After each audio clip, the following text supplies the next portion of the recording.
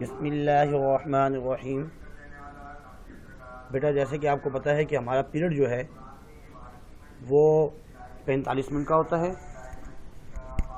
اس لیے ہماری کوشش یہ ہے 18 19 20 منٹ کا پہلے جو ہے نا لیکچر نمبر اے کا پارٹ اے بنا لیتے ہیں اور پھر پارٹ بی بنا لیتے ہیں، دو چھوٹے چھوٹے لیکچر بن جاتے ہیں تاکہ اگر 15-20 منٹ اگر آپ بیٹھے ہیں اس کے بعد پانی پینا چاہ رہے ہیں، تھوڑی سی بریک لینا چاہ رہے ہیں، آپ بریک لے لیں اور پھر دوسرا لیکچر جو ہے غور سے سنیں۔ اب بیٹا لیکچر نمبر 2 آپ کا جو ہے نا اسی میں اس ویک کا جو ہے جو ہاف رہ گیا تھا اس کو ذرا غور سے سنیے۔ اس میں بیٹا ہم نے نظیر پاکستان پڑھا، نظیر پاکستان کے بارے میں کچھ تعارف وغیرہ پڑھا، اس کا مرکزی خیال، مشقی سوالات اور اس کے کوشچن آنسر پڑھے۔ اس کے بعد اس میں جو ایم سی کیوز وغیرہ ہیں، گرامر کا جو پورشن ہے، جو جملے بورڈ کے پیپر میں آتے ہیں، وہ تمام چیزیں ہم نے پڑھ لی۔ امید کرتے ہیں آپ کو سمجھ میں آئی ہوگی، اگر نہ آئے تو آپ جو ہے پوچھ سکتے ہیں، واٹس ایپ کے تھرو گروپ میں آپ ہم سے پوچھ سکتے ہیں۔ ہماری کوشش ہوگی کہ ہم آپ کے تمام مسائل اور تمام پریشانیوں کو حل کر سکیں۔ اردو تو ویسے ہی آسان ہوتی ہے لیکن بیٹا اتنی بھی آسان نہیں ہوتی، اگر جب تک ہم پڑھیں گے نہیں، سمجھیں گے نہیں، اپنی طرف سے پھر بھی نہیں لکھ سکتے۔ جیسے یہ جو سوال ہے کہ دنیا میں قومیت کی تشکیل کے 2 بنیادی نظریے کیا ہیں، جب تک ہم پڑھیں گے نہیں، سمجھیں گے نہیں تو یاد نہیں ہوگا۔ ٹیسٹ جو ہوتا ہے اس میں اگر آپ نے یاد کیا ہوتا ہے تو پھر تو آپ اچھے نمبر لے لیتے ہیں۔ اگر آپ کو پتہ بھی نہ ہو کہ ٹیسٹ کیا ہے اور شام میں یا کوچنگ سینٹر آتے ہوئے پتہ چلتا ہے آج تو بھائی فلاں چیز کا ٹیسٹ تھا، اردو کا ٹیسٹ تھا، اور پھر بس آپ اپنی طرف سے لکھتے ہیں، اس کے نمبر اتنے اچھے نہیں آتے۔ ایسے ہی اگر آپ نے یاد کیا ہوگا آپ کا دل بھی مطمئن ہوگا، آپ اچھا لکھیں گے، آپ کو اچھے نمبر ملیں گے۔ بورڈ میں بھی ایسے ہی ہے، کچھ بچے ایسے ہوتے ہیں ان کو پتہ نہیں ہوتا کہ آج جو ہے نا فلاں پیپر ہے، ایک دن پہلے پتہ چلتا ہے یا اسی دن پتہ چلتا ہے کہ آج تو فلاں پیپر ہے۔ چیٹنگ کے آسرے پہ جاتے ہیں، چیٹنگ ابھی ہو گئی تو ٹھیک ہے، نہیں ہوئی فیل۔ اس لیے بیٹا کبھی انسان کو چیٹنگ کے آسرے پہ نہیں جانا چاہیے، اپنی محنت کر کے جانا چاہیے۔ سب چیزیں پڑھنی ہیں، ابھی آپ کے پاس موقع ہے، اپنا وقت ضائع نہ کریں، گیا وقت ہاتھ نہیں آتا۔ اس لیے کوئی بھی لیکچر جب سن رہے ہوں ادب سے سنیں۔ ہماری بھی کوشش ہوتی ہے کہ ہم بیٹھ کر جو ہے اور ادب کے ساتھ آپ کو پڑھائیں۔ جب بھی لیکچر دے رہے ہوتے ہیں لیٹ کے کوشش کرتے ہیں، لیٹ کے نہ جو ہے نا لیکچر دیں، بلکہ بیٹھ کے دیں سکون سے، ادب کے ساتھ، کیونکہ علم جو ہے وہ تو ادب ہے۔ اگر آپ نے ادب سیکھ لیا تو علم کا فائدہ ہے، اگر ادب نہیں سیکھا تو اس علم کا فائدہ بہت ہی کم ہے، نہ ہونے کے برابر ہے۔ اس لیے علم کے لیے ادب ہونا ضروری ہے، ادب کا ہونا ضروری ہے۔ بیٹا ابھی ہم اگلا جو ہے اسٹارٹ کرتے ہیں۔ اس میں ایک تو آپ کے پاس کاپی، پین وغیرہ اور بک وغیرہ ہونی چاہیے تاکہ پتہ چلے کہ واقعی جو ہے نا، دیکھو ٹیچر اگر سامنے نہیں ہے لیکن آواز آ رہی ہے تو آپ یہ سمجھیں کہ آپ کلاس میں بیٹھے ہوئے ہیں، اور جیسے کلاس میں ایک ماحول ہوتا ہے، آپ اپنا خود ایسے ہی ماحول بناتے ہوئے اس کو پڑھیں اور سمجھیں۔ بیٹا ایک سوال یہ آتا ہے، سوال نمبر 7 بورڈ کے پیپر میں لازمی یہ سوال آتا ہے۔ سوال کیا آتا ہے کہ منزل میں سے کسی 2 کی تعریف مثالوں کے ساتھ کیجیے۔ آسان ہے، بہت ہی آسان ہے، 2 کی صرف تعریفیں لکھنی ہوتی ہیں۔ ایک ہے اسم مصغر، صغیر چھوٹے کو بولتے ہیں، اصغر چھوٹا، وہ لفظ جس میں چھوٹائی کے معنی پائے جائیں، بس یہ بیٹا آپ نے اس کی تعریف کر لی۔ اب مثالیں دینی ہیں، جیسے سندوچکی، کلہاڑی اور چمٹی، اور اس میں مکبر، کبیر، اکبر، بڑا، اللہ اکبر، اللہ سب سے بڑا ہے۔ وہ لفظ جس میں بڑائی کے معنی پائے جائیں، اس میں چھوٹائی کے چھوٹا پن اور اس میں بڑا پن، بڑائی کے معنی پائے جائیں، جیسے صندوق، صندوق، صندوقچی، وہ کلہاڑی ہے وہاں پہ اور یہاں لکھا ہے کلہاڑا، اور اس میں مکبر ہے چمٹا اور یہ چمٹی۔ تو یہ جو ہے مکبر و مصغر آسان ہے۔ ایسے جملہ اسمیہ اور جملہ فعلیہ کے بارے میں پیپر میں آتا ہے کہ جملہ اسمیہ کسے کہتے ہیں، جملہ فعلیہ کسے کہتے ہیں۔ یہ بیٹا سن لیں اور اپنے پاس لکھ لیں۔ پھر بات بھی نہیں کہنا کہ سر آپ نے گرامر پورشن تو پڑھا ہی نہیں ہے. تو ابھی آپ کو گرامر پورشن اس لیے پڑھایا جا رہا ہے کہ ساتھ ساتھ آپ کو گرامر بھی جو ہے نا حل ہوتی رہے, آپ سمجھتے رہیں. جملہ اسمیہ کسے کہتے ہیں؟ ایک ایسا جملہ جس میں کوئی خبر دی جا رہی ہو اسے جملہ اسمیہ کہتے ہیں. خبر دی جا رہی ہوتی ہے, جیسے راشد بیمار ہے, وہ مصروف ہے, اس میں خبر دی جا رہی ہے. اور شروع میں اکثر ایسا ہوتا ہے کہ یا تو ضمیر ہے وہ, یا نام آتا ہے, اسم آتا ہے. جملہ فعلیہ وہ جملہ ہے جس میں کسی اسم کا کام بتایا جا رہا ہو, اس میں تو خبر دی جا رہی ہوتی ہے, اس میں اس اسم کا جو ہے نا کام بتایا جا رہا ہوتا ہے, ایکشن ورب بتایا جا رہا ہوتا ہے, جملہ فعلیہ کہتے ہیں. مثال, افشاں مضمون لکھ رہی ہے. تو اس میں جو اسم ہے, اسم کا جو کام ہے, اسم کیا ہے؟ افشاں. اس کا کام بتائیں کہ وہ مضمون لکھ رہی ہے, مضمون کا لکھنا یہ ہے کام. ہم کھیل رہے ہیں, ٹھیک ہے, ہم جو ہے نا ایک کام کر رہے ہیں, کھیل رہے ہیں, تو یہ جملہ فعلیہ ہے. اس کے بعد ہے سابقہ لاحقہ. یہ بھی جو ہے نا پیپر میں سابقے اور لاحقے آتے ہیں. سابقہ کسے کہتے ہیں؟ کہ وہ حرف یا کلمہ جو دوسرے الفاظ کے شروع میں لگ کر ان کے معنی میں کوئی اضافہ کرے. جیسے ہوتا ہے, ایک ہوتا ہے تعداد, تو شروع میں ایک الفاظ لگا دے. سابقہ کا مطلب ہوتا ہے شروع میں, پہلے ایک الفاظ کا لگانا سابقہ. جیسے لا تعداد, ایک ہوتا ہے تعداد, لا تعداد بہت زیادہ. علاج لا علاج, یعنی کہ اس کا کوئی علاج نہیں ہے. مسلم نو مسلم, عمر نو عمر. لاحقہ وہ حرف یا کلمہ جو دوسرے الفاظ کے آخر میں لگ کر ان کے معنی میں اضافہ کر دے. یہاں پہ کہ شروع میں جو ہے نا بات وہی, یہاں پہ شروع میں لگ کر, اور یہاں پہ ہے آخر میں لگ کر. جیسے تھا سرمایہ, سرمایہ دار. اصل الفاظ کا شکر, گزار بعد میں آ گیا. عبادت گزار. داغ دار, دار بعد میں آ گیا, ٹھیک ہے. اس طریقے سے الفاظ جو آخر میں آتے ہیں, سرمایہ دار, دار ہو گیا, یہاں پہ دار, گزار. اس قسم جو آخر میں الفاظ آ رہے ہوتے ہیں اسے لاحقی کہتے ہیں. اس کے بعد ہے مرکب تام کسے کہتے ہیں, مرکب ناقص کسے کہتے ہیں. اس کو سن لیجئے. ایسے لفظوں کا مجموعہ جس میں لفظوں کے درمیان تعلق پایا جاتا ہے. ان جملوں میں بات مکمل نہیں ہوتی, لیکن تعلق تو ہوتا ہے, بات مکمل نہیں ہوتی, اور مفہوم واضح ہو جاتا ہے. تھوڑا سا اتنی دیر ہو گئی, کوئی کھانا لے کر نہیں آیا, یہ مرکب تام ہے. بات مکمل سمجھ میں آ رہی ہے, بات مکمل ہو چکی ہے, اور ان کے درمیان میں جو ہے تعلق بھی پایا جا رہا ہے. بڑھاپا بچپن کا دور ثانی ہوا کرتا ہے. اصل میں جب انسان بوڑھا ہو جاتا ہے تو جس طریقے سے بچوں کی عادتیں ہوتی ہیں, اس کی عادتیں بھی ایسی, ان کی عادتیں بھی ایسی ہو جاتی ہیں. تو بچپن کا دور ثانی, دوسرا دور شروع ہو جاتا ہے بچپن کا. اس کے بعد ہے مرکب ناقص. ایسا لفظوں کا مجموعہ جس میں لفظوں کے درمیان تعلق نہیں پایا جاتا. یہاں پہ ہے لفظوں کے درمیان تعلق پایا جاتا ہے, لیکن لفظوں کے درمیان تعلق نہیں پایا جاتا. ان جملوں میں بات مکمل نہیں ہوتی, اور ان جملوں میں بات مکمل ہو جاتی ہے. یہ مرکب تام ہے.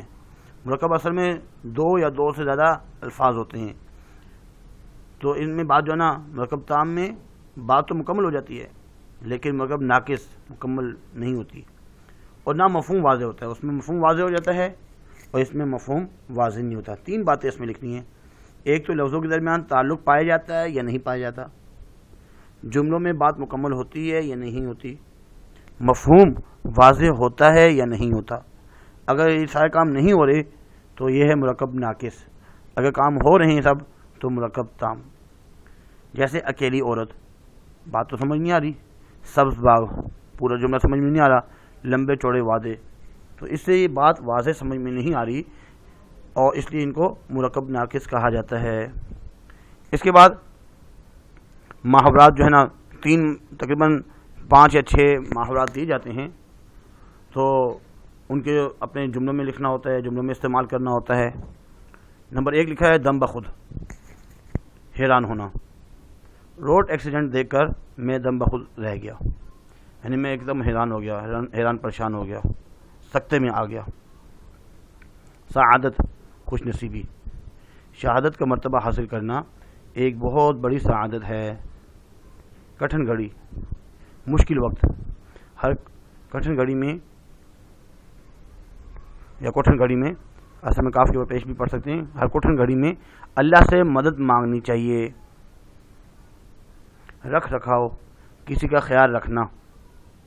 رکھ رکھاؤ مسلمانوں کی ایک اچھی عادت ہے. ناک کٹوانا بدنام کرنا. زید نے امتحان میں تیسری بار فیل ہو کر اپنی ناک کٹوا دی، یعنی بدنام ہوا. دریغ نہ کرنا پیچھے نہ ہٹنا. حلال محنت مزدوری میں کسی قسم کا دریغ نہیں کرنا چاہیے، یعنی پیچھے نہیں ہٹنا چاہیے. انسان کو حلال محنت مزدوری کرنی چاہیے. خوش الحان خوبصورت آواز. ہمارے مسجد کے امام صاحب بڑے خوش الحان ہیں، ان کی اچھی آواز ہے. جب وہ تلاوت کرتے ہیں، نماز پڑھاتے ہیں تو ان کی آواز بہت زیادہ اچھی ہوتی ہے. ایک اور سوال جو ہے نا، یا تو دیکھیں بیٹا سوال نمبر 7 میں 3 چیزیں ہیں. الف کیا ہے؟ 2 تعریفیں کرنی ہیں، ان میں سے اسم مصغر، مکبر، جملہ اسمیہ، جملہ فعلیہ، سابقہ، لاحقہ، مرکب تام، مرکب ناقص.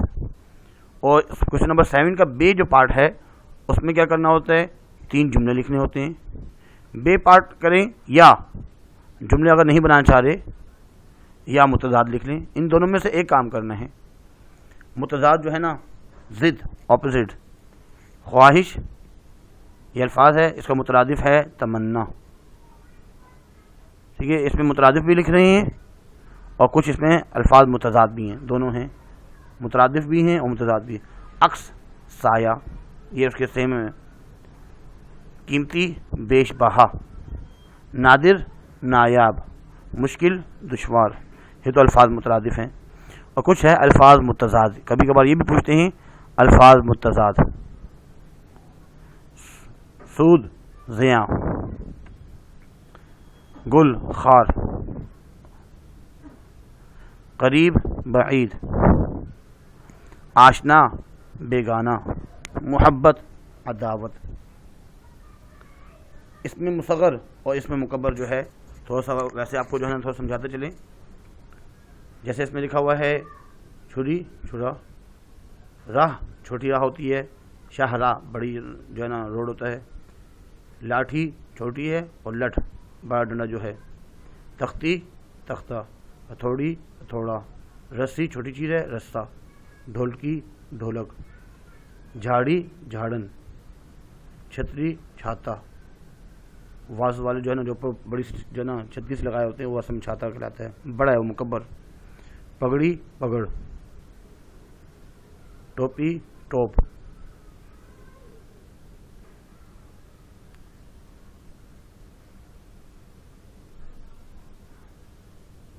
پہاڑ پہاڑی.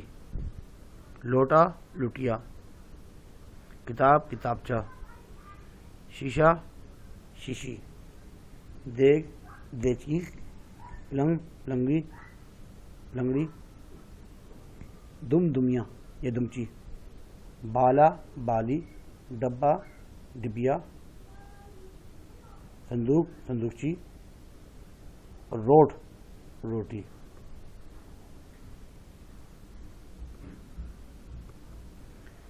محاورات اور جملے بھی آتے ہیں. چھاتی سے لگانا. ماں نے محبت سے اپنے بیٹے کو چھاتی سے لگا لیا. زیر زیر کرنا. باغیوں نے ملک کا سارا نظام زیر زبر کر دیا. زیر زبر کرنا. آگ بگولا ہونا. لوگ عموماً سچی اور صاف بات سن کر آگ بگولا ہو جاتے ہیں. چھری کٹاری ہونا. غزالہ عمر میں بہت کم ہے مگر زبان کے اعتبار سے چھری کٹاری ہے، یعنی بہت زیادہ بولنے والی ہے. دار و زار رونا. مسلسل رونا. وہ حادثے میں اپنے رشتہ داروں کی موت پر زار و زار رو دیا، بہت زیادہ رویا. ہنگامہ گرم کرنا. جلسے میں نعرہ بازی سے ہجوم میں ایک ہنگامہ گرم ہو گیا. ٹوٹ پڑنا. شادی کا کھانا لگتے ہی لوگ کھانے پر ٹوٹ پڑے. سر آنکھوں پر. آپ کا حکم سر آنکھوں پر، مگر میری مجبوری بھی تو دیکھیں. سر چڑھانا. بھائی صاحب بچوں کو زیادہ سر چڑھانا اچھا نہیں ہے. دماغ چاٹ لینا.